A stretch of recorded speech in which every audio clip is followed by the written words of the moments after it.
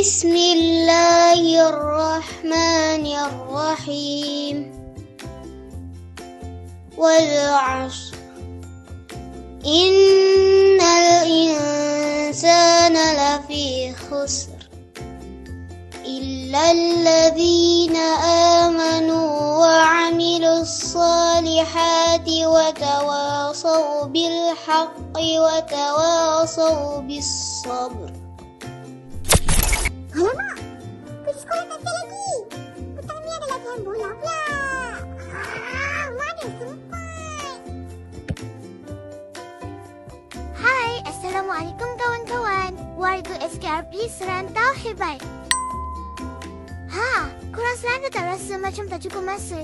Nak siapkan kerja sekolah lah, nak ulang kaji, lepas tu nak main game lagi, nak tengok TV lagi. Akhirnya semua benda tak sempat. Penat kan? Sebenarnya Allah SWT dah bagi tips yang paling gempak untuk urus masa dalam surah Al-Asr. Jom kita tengok macam mana nak jadi master pengurusan masa dengan 3 langkah mudah ni. Tips yang pertama, buat jadual waktu ikut waktu solat. Jangan tunggu waktu malam nak susun jadual. Rancang hari korang ikut waktu solat. Contohnya lepas asar, waktu untuk riadah ataupun main. Lepas maghrib, waktu untuk mengaji dan juga siapkan kerja sekolah. Apabila solat dijaga, urusan lain pun Allah mudahkan. Tips yang kedua, fokus satu kerja pada satu masa. Masa belajar, letak jauh-jauh. Letak handphone jauh-jauh. Jangan buat kerja sekolah sambil mata tengok YouTube. Bila kita fokus, kerja yang patut siap 2 jam, boleh siap dalam masa 30 minit je. Tips yang terakhir pula, jangan suka bertangguh.